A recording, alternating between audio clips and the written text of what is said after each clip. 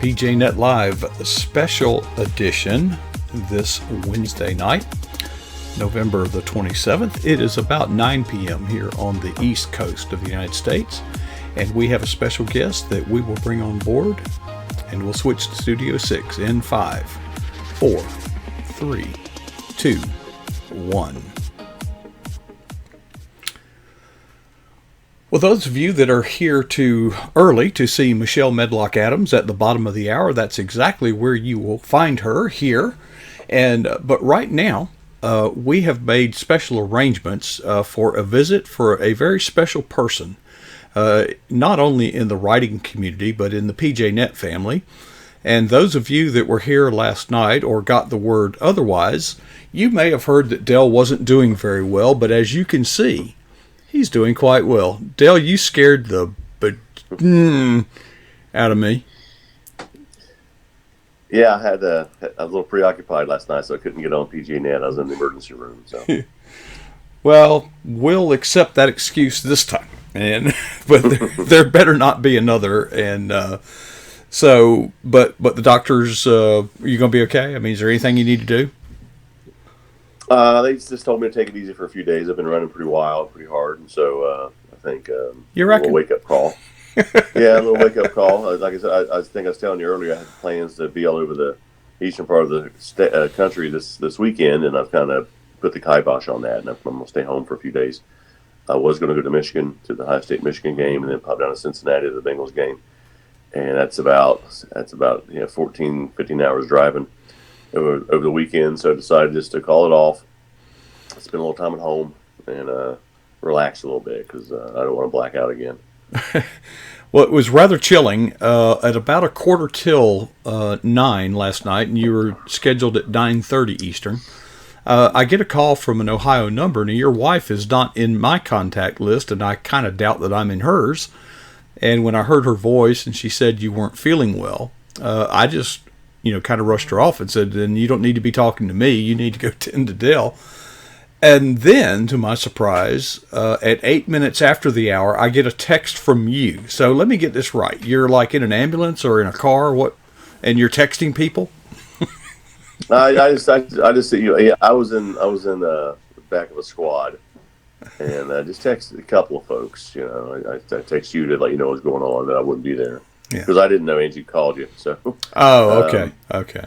Yeah.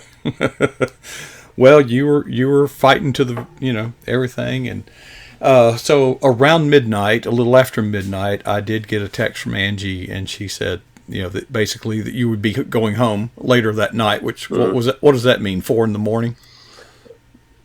I got home about 2 this morning. No, that's not so bad. That's not so bad. No, and then. I was telling you earlier, I had my biggest complaint now is I have to get all this. Got to grow all the hair back on my chest from being ripped off and all those little stickers they put on. It's like I got like a wax job on my chest. You look like yeah, I got little bald spots all over my chest right now. You might as well just shave it, and start over. Yeah, maybe it'll get rid of some of the gray. You see pictures of some of those folks who do that cupping, and it looks like they got these big red balls on their back. That's what my chest looks like right now. Oh, that's a alien culture to me, man. But yeah, all right. I don't know. Well, we prayed for you, and I've heard from several of your peers throughout the day today, and I assured them that you were on your way home last night, and that whatever we had to go through from here, we'll just go through. So. Yeah, and I appreciate everybody. I had several direct messages on Twitter, on texting, so I returned them all this morning, I think. Went back through them and made sure I tried to return their message because they took time out to message me. So I want to make sure that I responded to them, and I think I got to everybody. If I missed somebody who's watching, it wasn't on purpose. So, but I'm glad to be here. Glad to be the opening act for Michelle. I'll try to warm the crowd up a little bit for her. Well, we're going to do something a little different tonight. I'm looking forward to that. And but now, would this have happened 24 hours earlier? That would have been right in the middle of your little book launch, or I say little. It was intimate and close. I mean, how'd that go? It went really well. I was very happy with it because those are a crapshoot. You know, you can. I've had them where I've been. I've had them where I've had 30 people. I've had them where I've had 120 people, and I've had zero. So yeah.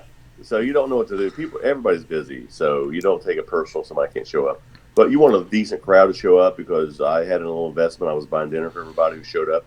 So I had a good crowd. I was real happy with it, and very pleased that people took time out of their day and their evening to come out and spend a couple hours with me. Yeah. And celebrate the launch, and it's doing really well. Actually, it's off to a good start. Off to a great start. That's great. Yeah, it really is. And this is a different kind of book.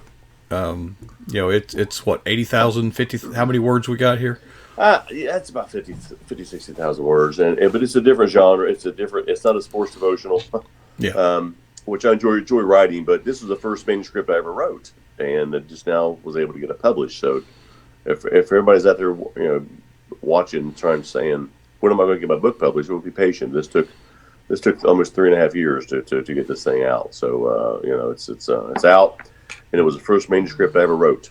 So I was very happy with it. It's a different look at faith. It's an emotional look at faith, and it challenges the reader to ask yourself the question: do I really have faith? I say I do.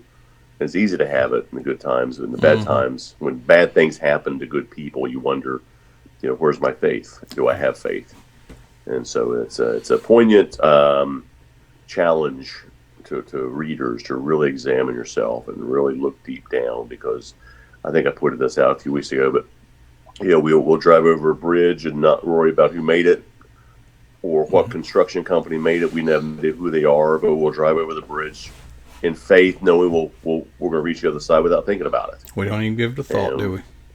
We'll take that prescription from a doctor, take it to a pharmacist we may or may not know, and take medicine from a company that you don't know anything about them, but you'll take that pill that they make in faith, believing it's going to make you better. But then, do we trust God to take care of us, who made the whole universe? And a lot of times people doubt that, and they'll think, well, where is he? So, and I give examples of that in this book. Where was God during these awful times? Yeah. And it makes you examine yourself. Do I really have it? Because I think I pointed out to you one of the stories isn't about Lois and the egg. I don't know if I could pray for an egg. I don't know if I could really deep down. I'd go through the motions, but when I wake up thinking, hey, there's going to be an egg downstairs. Yeah. It's kind of like kids when they, believe Santa Claus is going to come and bring them a present. They know it's going to happen. They have the faith. Yeah. So we need to have that childlike faith that I don't have, and at times, and I wish I did have it. But I give an example. The last chapter is dedicated to my own struggles, and it gets a little personal. So, and I admit I have struggles sometimes. I've gone through situations where I didn't know why, and you question things. And once I got, and the great thing about that final chapter is, I admit that once I got out of the way, because I tried to solve a problem for 6 months myself, and I got good at getting my foot in the door, but never found the solution until I said, I'm out of the way, and then it happened. So you got to put your pride aside, put your ego aside, and depend and trust the God that made this universe to take care of you. Well, Dell, we'll keep it brief tonight, but let's try to pick up where we would have last night. Your blog, of course, in keeping with the season, was on thankfulness and the things that we have to be thankful. But I guess it all takes on a whole new look today. Yeah, it does a little bit. I was laying there, listening to those beeps last night, thinking, just what's really important. And I wrote that blog, and actually somebody on Twitter gave me grief over that. Couldn't believe that. I mean, I do believe it, because I listed all the things I'm thankful for, but somebody pointed out to me on Twitter that I forgot to mention how the Americans just took advantage and were barbarians. And I was like, oh my gosh! I just said, get over it. I said, just get over it. This is 2019, man. Just shut up and grow up, and stop wanting. I said, you must be a liberal socialist because you want an apology. So those days are over with me. But Yeah, I'm thankful for a lot of things, and I pointed out some of the silly things I'm thankful for that I experience every day. Right now, I'm thankful for my heated leather seats in my car because it's cold here in Ohio. Thankful for my favorite mug that Sophie got me last year for Christmas. So I can wear it now or drink out of it now because it's Christmas time. Gee, I'm getting text from Michelle. She's traveling again, and when she travels, she doesn't go where there's Wi-Fi. She goes to some crazy places. Yeah, that broom she's on. I bet she's called me. I'll be sure to let her know. Yeah, she probably heard it. Oh, she's probably watching right now. And I'm kidding. She's awesome, and she just had a couple book launches. They're doing phenomenal, and I'm trying to learn from her and follow in her footsteps and do things right. So she's taught me a lot. Well, I'm very grateful to her because I tell you, she is extremely busy, but she makes time to visit with us, and even when she knows ahead of time, hey, I can't do it. Well, we'll record it. We've done that a couple of times ourselves here, Dale. So, we got a good team. And one of the things I wanted to kind of pitch a curve, and let's see where. And I don't want to spend much time on this because Michelle will probably need some extra time to set up. But in this season of Thanksgiving, one of the things I try to think out of the box, and I posted something on social media today. That's a quote I heard from a pulpit, and I don't remember who said it. I don't know who originally said it, but it's pretty profound.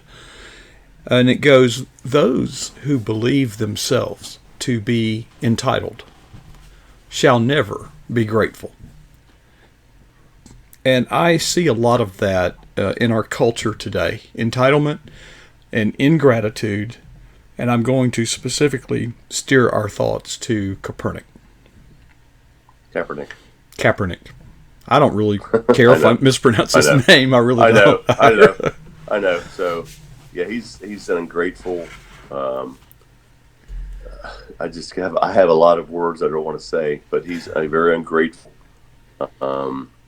washed up athlete who's trying. And I have a really gut feeling about this, and I've talked to a couple of friends about it. We think the same thing. He held this tryout for NFL teams recently, and down in Atlanta. And at the last minute, I think he had 14 teams committed to come in and watch him. The last minute, the day of the tryout, he changed locations. All right, and didn't tell a lot of folks. Right. Well, let me be more concise. He changed the venue 1 hour before. Right.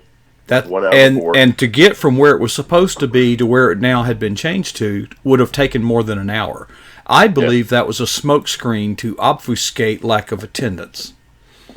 It was staged. I believe it was staged for him to say nobody wants to give me a chance. So he did it on purpose. It was a stunt. Mm-hmm. It was a stunt because it was a stunt. So he could have a stage to say nobody's giving me a chance now. They avoided me, and they didn't. They've denied me. Denied me. Yeah, is his words. Denied him, like he's entitled to a job in the NFL. Yeah, but it just goes to show you where. He's not entitled. He's not owed anything. You have to go out and earn it, and there are consequences for your action. There you go.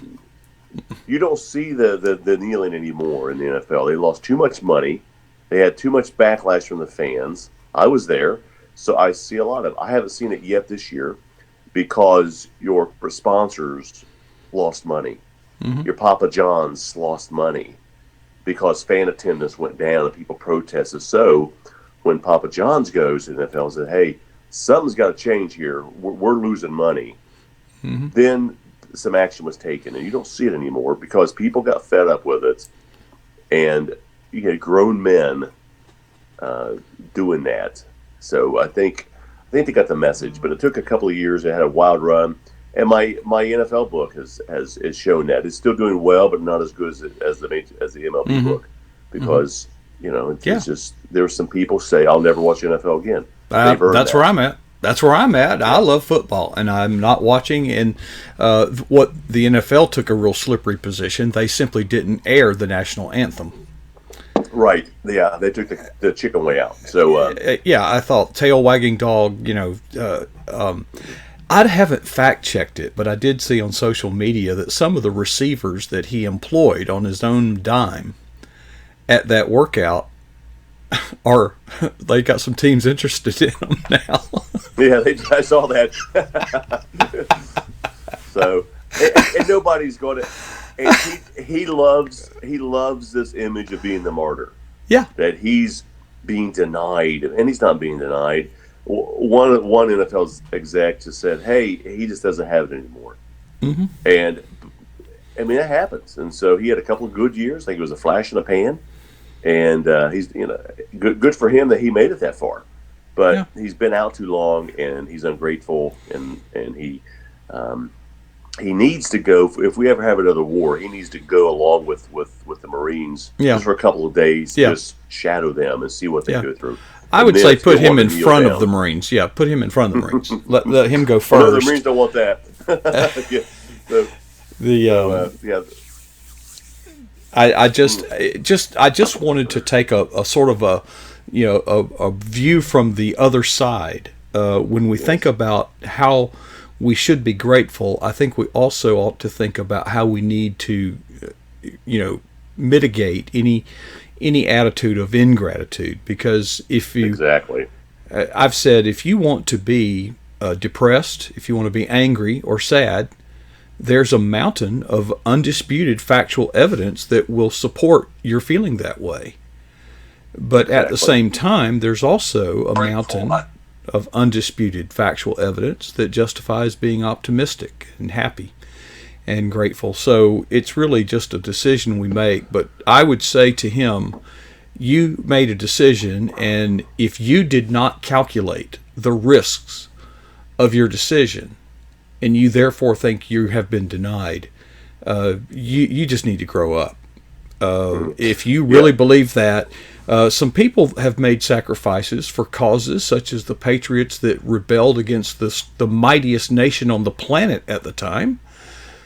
Surely they contemplated, if this doesn't work out, we're going to be like dead.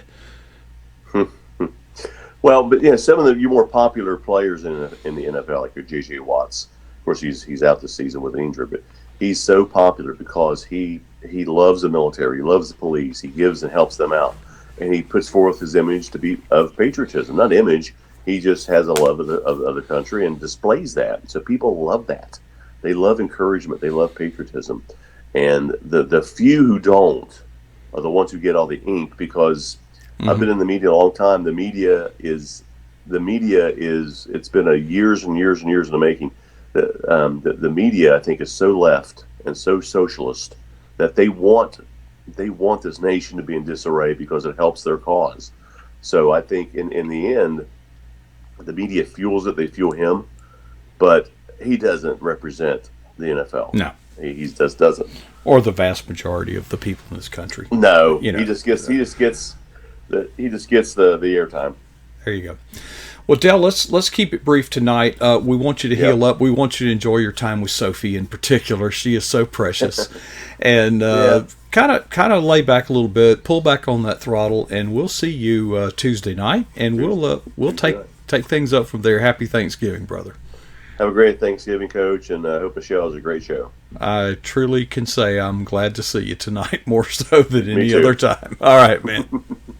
Thank you. All right, there we have it. Dell Didway is alive and well and kicking, and you saw him right here on PJNet Live. So I'm going to take a little break right now, and we are going to quickly dismantle the PJNet studio. I've already gotten some text from Michelle Medlock Adams that she is traveling. The connection is questionable, but she's told me she has a creative idea.